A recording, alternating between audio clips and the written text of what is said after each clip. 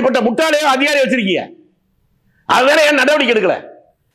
Local MLA தெரியல, நீ என்ன அதிகாரி? ஆடு தெரியல அதனால நிறுத்தானா எவ்வளவு பைத்தியக்காரன் சொன்னானா அதை நீங்க நம்புறீங்களா? அந்த உயர்ந்த அதிகாரிக்கு லோக்கல் எம்எல்ஏவே தெரியல, தடுத்து நிறுத்தினா அந்த அதிகாரி இருப்பது இந்த அரசாங்கத்துக்கு கேவலம் இல்லையா? அது தெரிஞ்ச உடனே இந்த விளக்கம் சொன்ன உடனே அந்த அதிகாரி மீது நடவடிக்கை எடுத்திருக்க வேண்டுமா இல்லையா அரசாங்கம்? அதான நான் கேட்டேன். ஏன் எடுக்கலங்கிற கேள்வி, அதுக்கு விளக்கம் சொல்லுங்க. ஏன் எடுக்கல நீங்க சொல்லுங்க, ஏன் எடுக்கல?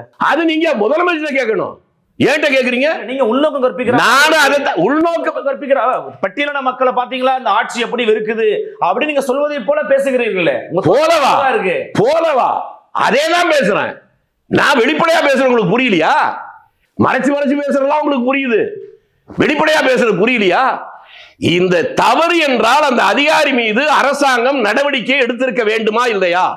அது என்ன எடுத்ததுன்னு விளக்கத்தை அரசாங்க முதலமைச்சரோ அல்லது சம்பந்தப்பட்ட அமைச்சரோ சொன்னால் அதுல பொருள் இருக்கு. ஏன் பண்ணல?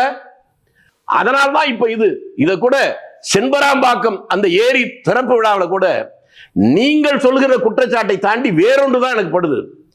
அவரை ஏன் கூப்பிடல, அவர்கிட்ட ஏன் சொல்லல என்பதை விட நாடு முழுவதும் இருக்கிற நீர்நிலை எல்லாத்தையும் எம்எல்ஏ கூப்பிட்டு தான் திறந்து வைக்கணுங்கிறது நடைமுறை சாத்தியம் இல்லை என்பதை உணர்ந்தவன் நான்.